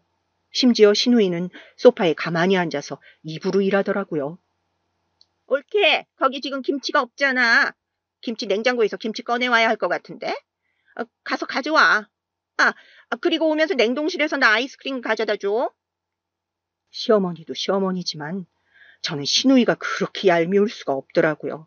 바빠 죽겠는데 저렇게 시킬 때는 저도 표정 관리를 하지 못했어요. 그런 제 얼굴을 보며 시누이는 일부러 더 말을 걸기도 했습니다. 옳게, 설마 지금 기분 나쁜 거 아니지? 내가 지금 뭐 어려운 부탁한 거 아니잖아? 그치? 아니지? 네, 아니에요. 일단 저 지금 바빠서 부엌 다시 가볼게요. 속으로 참을 인을 얼마나 새겼는지 모릅니다. 제가 이렇게 얄미운 시집살이를 견뎠던 이유는 바로 동생 때문이라고 했잖아요. 그리고 한 가지 이유가 더 있었어요.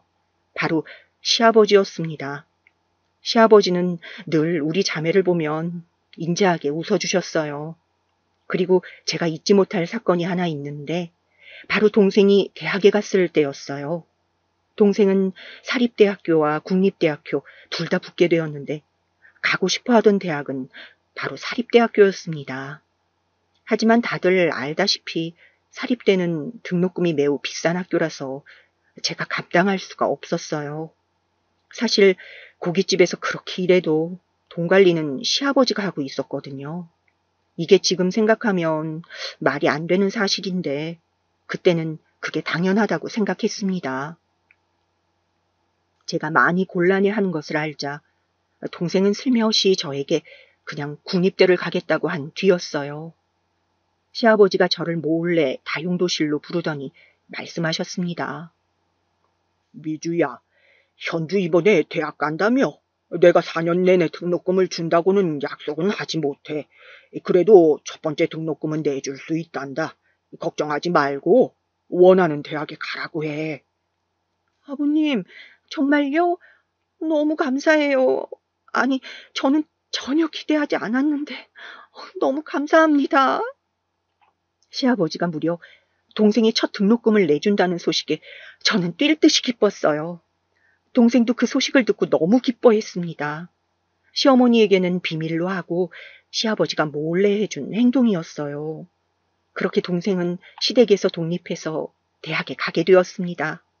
그리고 이 뒤로 저도 드디어 마냥 참지는 않고 할 말은 하고 살게 되었죠. 마침 저를 얄밉게 괴롭히던 시누이가 결혼해서 집을 나가기도 했거든요. 시어머니와 둘만 있으니 저도 마음속에 용기가 생기더라고요. 시어머니는 유독 육아에 관해 간섭을 많이 하고는 하셨어요. 우리 손자가 한글이 조금 느린 것 같다. 아무래도 이게 목의 유전이라고 하던데 병원에 가야 하니? 느린 것은 다 이유가 있을 텐데 안 그러니? 외동은 원래 학습 능력이 느리다고 하더라고요. 아직 유전이 보일 나이고 아니고 병원에서 그랬어요. 그래? 근데 아기 춥게 저렇게 입히면 어떡하니? 저러다 감기 걸리면 남들은 다 엄마 욕하는 거 알고 그래? 아까 외투 입혔는데 본인이 벗은 거예요. 그리고 아이가 감기에 걸리지 않으면 그게 더 이상하지 않나요?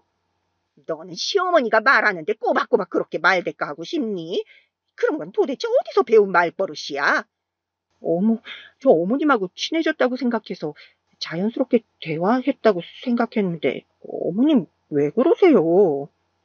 제가 이런 식으로 받아치면 시어머니는 얼굴이 빨개진 채로 있으셨어요. 통쾌하다면 사실이었죠. 어휴, 왜 이렇게 집안이 덥니? 아유, 나만 그런가? 어머니, 갱년기라 그런 거 아니에요? 아이, 나가서 바람도 쐬고 친구도 만나고 그러세요. 매일 집에만 있으면 더 힘드시잖아요. 시어머니와의 관계는 저도 어느 정도 할 말을 하면서 괜찮아졌는데 문제는 다른 곳에 있었습니다. 시아버지가 이제 완전히 고깃집에서 손을 뗀다고 하셨어요. 사실 그전까지도 저와 남편이 거의 모든 것을 했는데 공식적으로 아예 가게에도 뜸하게 나온다고 선언하셨죠. 남편하고 저는 본격적으로 책임감이 더 생기기 시작했습니다. 그러면서 저는 정말 그 당시에 새벽 6시에 가게로 출발했습니다. 그리고 영업 개시 준비를 마치고 다시 집에 와서 시부모님 아침밥을 차리고 아이 학교를 등교시켰어요. 다시 가게에 가서 열심히 일하고 또 중간에 시댁에 가서 밥을 차리고 집안일하고 그런 식으로 생활을 유지했습니다. 몸은 당연히 힘들었고 도대체 어디서 보상을 받아야 할지도 몰랐어요. 버틸 수 있었던 것은 바로 아들과 간간히 들려오는 동생의 소식이었습니다. 제가 그렇게 열심히 일하니 그래도 손님이 배로 늘기 시작했어요. 항상 친절하게 손님들을 맞이했더니 단골도 어마어마하게 늘어나기 시작했습니다. 가게가 장사가 더 잘 되면서 일하던 직원도 더 뽑게 되었어요. 새로 뽑은 직원 중에 하연이라는 저와 동갑인 직원이 들어오며 서로 의지하기도 했습니다. 알고 봤더니 하연이는 저와 공통점이 꽤 있는 친구였어요. 하연이 너도 그럼 엄마가 안 계시니까 힘들었겠다. 나도 동생하고 둘이 의지하며 살았을 때가 너무 힘들었거든. 나는 그래도 언니가 있어서 내가 동생이니까 괜찮았어. 미주 네가 진짜 대단하지. 나는 그렇게 살라고 해도 못 살아. 특히 시누이는 결혼하고 더 친정에 자주 왔거든요. 게다가 산후조리까지 시댁에서 얼마나 제가 힘들었는지 모릅니다. 집에 있기가 싫어 일부러 가게에 나올 정도였어요. 그런 저를 하연이가 같이 시누이를 뒷담화해줘서 얼마나 기뻤는지 모릅니다. 아니, 나 진짜 미주 네 시누이 대단하다고 생각해. 사람이 어쩜 저렇게 이기적이고 본인밖에 몰라? 나름 무슨 자기 하인이라고 생각한다니까. 그런데 나 처음 여기서 일할 때부터 그랬어. 자기 심부름꾼처럼 대하더라고. 그때는 어리기도 했고 여기 아니면 갈 곳이 없어서 꼭 참았지. 미주 너는 진짜 열심히 살았어. 나는 그런 네 인생이 너무 멋있고 네가 참 존경스러워. 내가 너 동생이라면 너무 자랑스러울 것 같아. 실제로 동생은 대학에 가서 공부도 아주 열심히 해서 장학금도 꽤 탔어요. 등록금과 생활비는 자기도 성인이니 알아서 해결한다는 동생을 보고 다 컸다는 소리가 저절로 나오기도 했습니다. 하연이라는 친구가 생겨 저는 가게 일이 힘들어도 의지하며 버텼습니다. 그러던 어느 날이었어요. 시아버지가 갑자기 집에서 쓰러졌다는 소리를 듣고 남편과 불이 나게 지역에 있는 가장 큰 대학병원에 가게 되었습니다. 아이고, 어떡해. 아이고, 의사 선생님. 제발 우리 남편 살려주세요. 저 이 사람 없이는 절대 못 살아요. 제발요. 일단 진정하세요. 지금 병명은 간암이고 말기입니다. 간을 이식받아야 살 수 있는 상태예요. 간 이식자를 찾는 게 가장 급한 일입니다. 병원에서 알게 된 소식으로는 시아버지가 무려 간암 말기라는 것이었어요. 그리고 간 이식을 위해서는 혈액형이 중요하다는 소식을 알게 되었죠. 시아버지의 간암 소식에 시댁은 아주 큰 중대한 가족회의를 열었습니다. 그런데 운명의 장난처럼 시아버지와 혈액형이 호환되는 사람은 저와 시누이 단 2명이었습니다. 혈액형이 호환된다고 단순하게 다 되는 것이 아니고 그것도 검사를 통해 결과를 받아야 했습니다. 저는 사실 그때까지도 간을 어떻게 해야 할지 모르겠더라고요. 듣기로는 간을 주는 사람도 건강이 나빠진다고 하니 그 소식을 듣고 동생이 난리가 났습니다. 언니 미쳤어? 나는 언니가 당연히 아예 생각조차 안 할 줄 알았어. 그 사람들한테 그렇게 시집살이 당했으면서 지금 간이식 소리가 나와? 나는 언니가 그 생각이 있다는 것 자체가 화가 나. 그래도 나도 만약 그 사람이 시어머니나 시누이였으면 이렇게 고민도 안 해. 당연히 안 줬을 거야. 그런데 시아버지잖아. 시아버지는 현주 네 등록금도 처음에 내주셨으니 인간적인 도리로 생각하는 거야. 아직 결과가 나오지 않았으니 너무 걱정하지 마. 제가 간 기여자가 될 수도 있다는 소식을 알고 시어머니의 태도 변화가 아주 심했습니다. 제 이름을 불러주시는 시아버지와 달리 시어머니는 항상 저를 너, 얘, 야로 부르셨거든요. 그런데 제가 어쩌면 대상자가 될 수도 있다는 소리를 듣자 시어머니는 갑자기 아가라고 부르기 시작하셨어요. 아가, 힘들게 새벽부터 지금 부엌에서 뭐하니? 너무 무리하지 말고 들어가서 쉬어. 내가 아침밥 차리면 알려줄게. 저는 처음에 환청을 듣는 줄 알았어요. 시어머니가 저런 말투로 저를 대했던 적이 단 한 번도 없거든요. 너무 대놓고 달라진 모습에 웃음이 나올 정도였습니다. 게다가 항상 표독스럽게 얄미운 태도였던 시누이도 묘하게 저에게 친절하게 대하더라고요.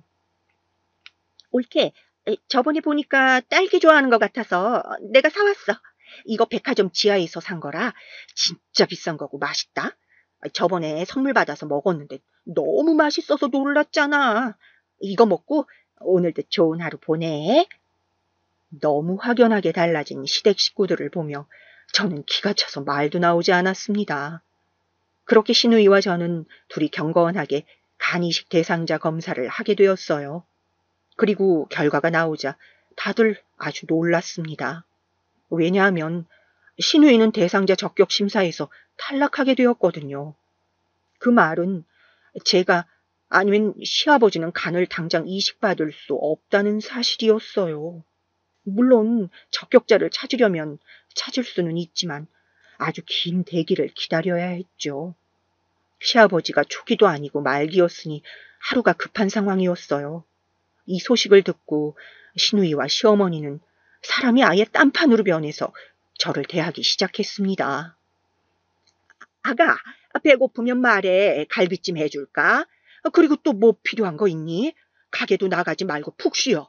원래 사람이 너무 일만 하면 힘들어. 알지? 그냥 침대에 누워서 편하게 있어. 올케, 혹시 이 화장품 좋아해? 이거 명품인데. 올케도 이 브랜드 알지? 유명한 거잖아. 내가 올케가 좋아할까봐 사왔는데 마음에 들어? 너무 대놓고 제 간을 바라는 모습에 웃겼습니다. 동생은 제가 대상자 심사에 통과했다는 소식을 듣고 매일같이 전화로 저를 설득했어요. 언니, 나도 물론 언니네 시아버지가 나랑 언니 많이 예뻐한 거 알아. 도움도 많이 받았지. 누가 그거 몰라? 그런데 차라리 그럼 그 돈 내가 줄게. 나 이제 곧 졸업하는 거 알지? 학점도 좋고 대외 활동도 많이 해서 나 대기업 들어갈 수 있어. 제발 나 언니 몸 망가지는 거 싫어. 어떻게 보면 지금 우리 가게 물려주신 것도 다 시아버지고 내가 요즘 고민이 많아. 현주 네가 언니 생각하는 것은 아는데 일단 고민을 해볼게. 아니, 나는 언니가 고민하는 것 자체가 싫다고. 그냥 싫어. 무슨 간을 줘. 언니가 그 집에서 받은 게 있어? 하다못해 뭐 사랑이라도 받았어? 나는 그 집에서 살았던 기간을 생각하면 너무 속상하단 말이야. 현주야, 네 마음은 언니가 알아. 그런데 사람이 어떻게 내 뜻대로 행동해. 실제로 저는 시아버지에게 받은 게 많아서 그랬기도 했지만 사실 남편 때문에 고민했어요. 남편은 제가 유일한 간이식 대상자라는 소식을 듣고 울면서 무릎을 꿇고 저에게 빌었거든요. 미주야, 내가 너 아기 가졌을 때 평생 책임진다고 했던 거 혹시 기억나? 내가 그 말 지키려고 정말 많이 노력했어. 너도 알지? 나는 남편 아빠로서 최선을 다했어. 미주 너도 물론 얼마나 열심히 헌신했는지 알아. 그런데 우리 아버지한테 간을 줄 수 있을까? 내가 앞으로 더 잘할게. 진짜 당신이 원하는 거 다 들어줄게. 제발. 남편이 울면서 비는 모습을 보니 마음이 너무 아프더라고요.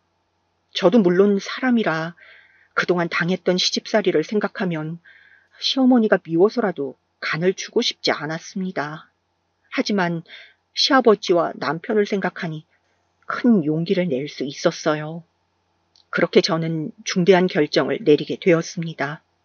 제가 간을 시아버지에게 주겠다고 하자 시어머니와 시누이는 울며 저를 쓰다듬었어요. 그리고 시아버지는 저를 따로 불러 아주 고맙다며 제 손을 꼭 잡고 말씀하셨어요. 미주, 네가 처음에 우리 가게에 일하러 왔을 때가 생각난다. 어렸던 네가 동생 손을 잡고 일할 수 있냐고 물어봤을 때 내가 그냥 돌려보내지 않았던 게 내 인생에서 가장 잘한 선택이었어. 너무 고맙다. 앞으로 우리 가족은 너희 자매에게 최선을 다할게. 저도 아버님이 잘해주지 않으셨으면 이런 결정을 내리기 힘들었을 거예요. 그렇게 저는 간을 이식하겠다는 결정을 내렸고 당연히 동생은 저에게 진지하게 화를 내기 시작했어요. 나는 진짜 언니를 이해할 수 없어. 지금이라도 좋으니, 아니 수술 직전이라도 좋으니 언제든지 마음이 바뀌면 연락해. 나 당장 달려갈게. 아니야, 그냥 내가 병원에 그날 같이 갈게. 내가 다른 건 몰라도 동생 하나는 잘 둬서 이렇게 호강하네. 됐어. 언니 혼자 할 수 있어. 그리고 그날 남편도 같이 있기로 했으니까 현주 너는 가서 수업이나 들어. 그리고 검사가 끝나고 마침내 수술 전날이 되었어요. 어렸을 때부터 이런저런 일을 많이 겪어서 웬만한 일에는 무던하게 대하던 저도 큰 수술을 앞두니 떨리는 마음이 들더라고요. 병원에서 시키는 검사도 다 하고 덤덤하게 다음 날이 되길 기다리고 있었습니다. 남편이 보호자로 와 있었는데 보이질 않더라고요. 공기가 답답해서 산책하려고 조용히 한밤중에 병실 문을 열고 나왔습니다. 그런데 휴게실에서 익숙한 목소리가 들렸어요. 그냥 지나치려다 보니 시아버지와 남편이 있었습니다. 두 명이 진지하게 할 얘기가 있나 보다 싶어 뒤를 돌았는데 제 이름이 들리더라고요. 그래서 대화를 몰래 엿듣게 되었습니다. 그리고 그 대화는 아주 중요한 대화였어요. 살면서 받은 충격 중에 이 대화가 가장 충격이 컸습니다. 들으면서도 현실이 믿기지 않아 볼을 몇 번을 꼬집었는지 몰라요. 피가 식는다는 말이 무슨 뜻인지 알게 되는 대화였습니다. 그래, 하연이랑 결혼하겠다는 거지? 네, 몰랐는데 하연이 아버지가 땅 부자래요. 어차피 미주랑은 결혼식도 안 올렸으니 그냥 새로 시작하는 마음으로 결혼하려고요. 그래, 미주가 간을 준다고 할 줄은 몰랐는데 정말로 의외다. 근데 간만 받고 바로 이혼해. 그래야죠. 하연이랑 결혼하고 땅 생기면 거기에 집 짓고 행복하게 살아요. 미주가 사람은 착한데 진정이 없어서 가끔 답답했거든요. 받을 게 전혀 없잖아요. 그러니까 말이다. 나도 사돈이 없으니 뭐 어디 가서 자랑도 못하고. 그래도 애가 일은 잘해서 가게에 도움이 되긴 했어. 그동안 고맙긴 했죠. 하지만 이제 노후를 보내고 남은 생을 살기엔 하연이처럼 돈 많은 집 사람하고 하고 싶어요. 저는 저 대화를 듣고 너무 충격에 빠져 이명까지 들렸어요. 손을 벌벌 떨며 겨우 다른 곳으로 이동했어요. 심장이 너무 쿵쾅거려 제 귀에까지 들렸습니다. 만약 시어머니나 시누이가 저런 대화를 했다면 저는 이렇게까지 놀라지는 않았을 거예요. 그런데 저 대화의 주인공이 시아버지와 남편이라는 사실이 저를 아주 힘들게 만들었습니다. 처음 당하는 사람의 배신이 하필 제 남편과 시아버지라니 믿을 수가 없었어요. 남편이 저를 두고 바람을 피울 거라고는 전혀 상상도 못했거든요. 그것도 제가 그렇게 믿고 의지했던 가게 직원인 하연이가 내 언니일 줄은 몰랐습니다. 그동안 제가 잘해줬던 게 후회되기 시작했어요. 배신감에 눈물이 계속 줄줄 흘렀습니다. 남편과 시아버지가 자리를 정리하는 소리가 들리자 저도 급하게 병실로 돌아왔어요. 미주야, 우리 이제 자자. 불 이미 꺼놨구나. 자? 자나 보다. 잘 자. 나도 잘게. 남편은 아무 일도 없었다는 것처럼 행동했어요. 늘 하던 것처럼 똑같이 저를 대했죠. 그날 밤 저는 단 한숨도 잘 수가 없었어요. 뜬 눈으로 새벽을 보냈습니다. 자고 싶지도 않았고 졸리지도 않더라고요. 눈물만 계속 흘리며 제가 잘못 들은 게 아닐까 생각했습니다. 꿈인 것 같았는데 꿈은 절대 아니었죠. 당연히 간을 줄 생각은 사라진 지 오래였습니다. 다음 날이 되었어요. 남편은 평소처럼 아주 다정하고 친절하게 저를 대했습니다. 시어머니와 시누이까지 와서 제 기분을 살폈죠. 굳은 표정을 풀 수는 없었지만 다들 제가 수술 때문에 긴장했다고 생각하는 것 같았어요. 미주야, 너무 걱정하지 마. 수술 끝나면 내가 바로 대기하고 있을 거니까 그냥 한숨 자고 온다고 생각하고 마음 편하게 먹어. 알겠지? 아무 일도 일어나지 않을 거야. 남편의 말을 듣고 속으로 바람이라는 단어만 떠올랐어요. 아마 제가 수술하러 들어가면 본인은 하연이랑 연락하겠지 생각하니 피가 거꾸로 솟는 기분이 들었습니다. 간호사가 와서 저를 호명하고 마취하러 침대를 끌고 이동했어요. 그때부터 시댁 식구들은 저와 함께 갈 수가 없었죠. 어제 대화를 듣고 나니 시댁 식구들이 순수한 마음으로 저를 응원하러 온 게 아니라는 생각이 들었어요. 어쩌면 제가 도망갈 수도 있으니 감시하는 것은 아닐까 하는 생각이 들었죠. 그렇게 저는 마취방으로 이동했습니다. 선생님, 잠시만요.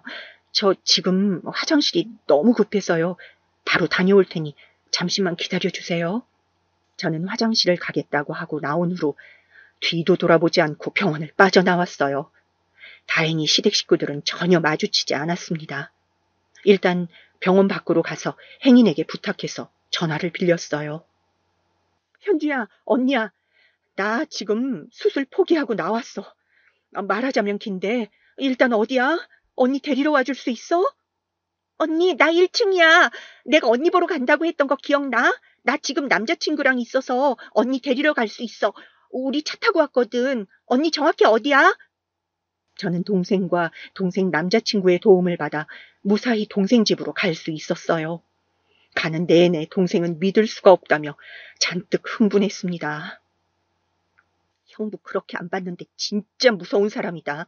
아니 바람이 나도 언니가 그렇게 고생해서 일한 가게 직원하구나. 하연 언니? 나도 아는 사람이잖아. 사람이 어쩜 그럴 수가 있지? 그 집안은 어떻게 된 게 멀쩡한 사람이 없어? 제가 몸만 병원에서 나오느라 급하게 나와서 병원복을 입고 이동했거든요. 그래서 핸드폰도 가지고 있지 않았어요. 동생의 전화가 울려 봤더니 남편의 번호가 뜨길래 제가 대신 받았습니다. 처제, 혹시 미주랑 연락돼? 오늘이 수술하는 날인데 지금 사라졌어. 분명 아까까지 병원에 있었는데 마취하러 갔다가 화장실 간다고 하고 사라졌어. 나야. 미주야? 네가 거기 왜 있어? 아니 이게 지금 무슨 일이야? 너가 거기 지금 왜 있어? 우리 아버지는 어떡하라고? 이미 준비 다 했는데 갑자기 사라지면 어떡해? 네가 그러고도 사람이야? 뭐? 그러고도 사람이냐고? 그 말은 내가 해야 하는 거 아니야? 네가 지금 제정신이니? 나 어제 너랑 너희 아빠가 하는 말 들었어. 바람 폈다고? 그것도 하연이랑 땅 부자? 좋겠다, 당신. 그리고 뭐? 이혼하겠다고? 미주야, 잠시만. 그거 다 오해야. 잠시만. 이거 진짜 오해야. 잠시만 우리 만나서 얘기하자. 진짜 아니야. 나랑은 결혼식도 안 올렸는데 하연이랑은 올릴 생각하고 있더라. 나 진짜 당신 가족들이라면 이제 지긋지긋해. 살면서 다시는 보지 말자. 아들은 내가 데려갈 거니까 그렇게 알아. 나 법적 싸움 끝까지 갈 거야. 미주야, 잠시만. 미주야, 오해야, 미주야.